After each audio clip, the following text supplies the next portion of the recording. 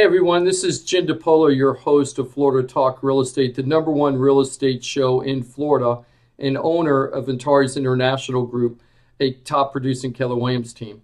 Today we're going to continue on our series for buyers on how they can save thousands of dollars using our tips on buying their next home. And today we're going to talk about one of the age-old questions, kind of like chicken or the egg, which came first? Do you do the appraisal or the inspection first when you're structuring your contract? And the answer to that is, drumroll please, it depends. So how do you decide if you're going to do the inspection or the appraisal first? It depends on which area you're more concerned about. If you're, for example, doing veteran affairs financing, where you need to have your house meet a certain structural standard or you're not going to be able to close even if the house appraises, you're probably going to want to do the inspection first. Get that out of the way. Make sure that the house inspects okay, and if it doesn't, that the seller is willing to work with you on any repairs needed and move forward from there. If you're more worried about the value of the home, and we talked about this on a previous video on how to make sure that you're not overpaying, you might want to check that one out too.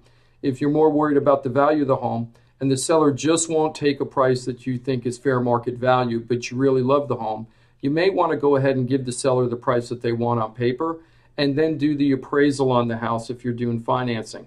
During that appraisal process, if your gut instinct is right and the house is lower value than what the seller thinks and more that you put into the contract, you should have the legal right to renegotiate that if you have the right buyer's agent to make sure they wrote the contract in your favor.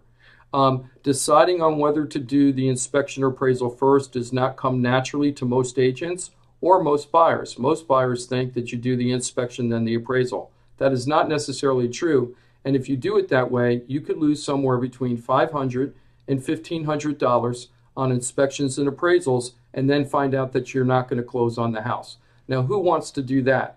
We want to get you closed, and we want to get you closed in the right way. So take this tip. What comes first, the inspection or the appraisal? What's your answer? It depends. I hope you found this information helpful to you, and happy house hunting.